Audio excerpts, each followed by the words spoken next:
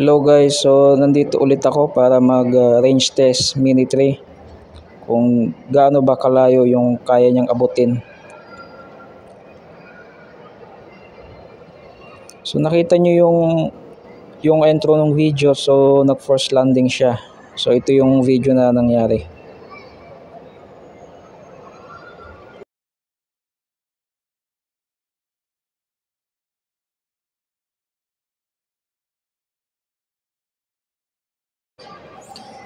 So mapapansin nyo dito, so 4.5 kilometers yung layo niya. Tsaka yung battery, yung percent ng battery is 70%. Yan, nag-RTH na siya. Pero may napansin ako dito kay Mini 3 habang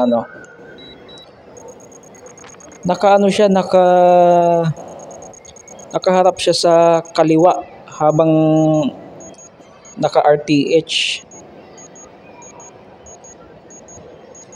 Kasi against the wind yung drone eh. Pangalawang range test ko na to. Nung unang range test ko, umabot din ng 4 kilometers. Ganito rin. Pero hindi siya against the wind. Pero ito against the wind na to. Nung unang range test ko na 4 kilometers, nakauwi siya sa akin. Pero ito, hindi siya nakauwi eh. Kasi medyo malakas yung hangin, tapos ang akala ko aabot siya sa akin kasi 70% nga kanina, nakita naman natin sa monitor. Yan, pinapaikot ko yung niya, left and right para makita ko yung view.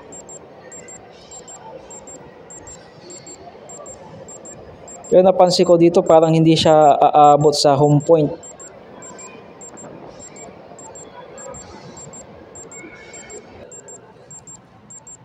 Against the wind yung hangin, kaya ganyan na halos hindi talaga umabot sa home point.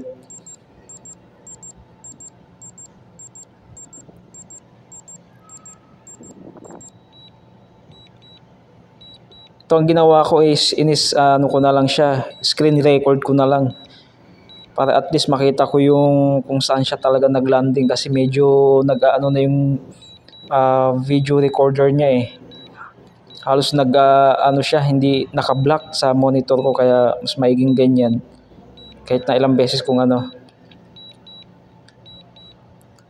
kasi sa beeping beeping mapping track na halos hindi ko marinig, mahina yung tunog ng Mini 3. Ayan dito siya naglanding.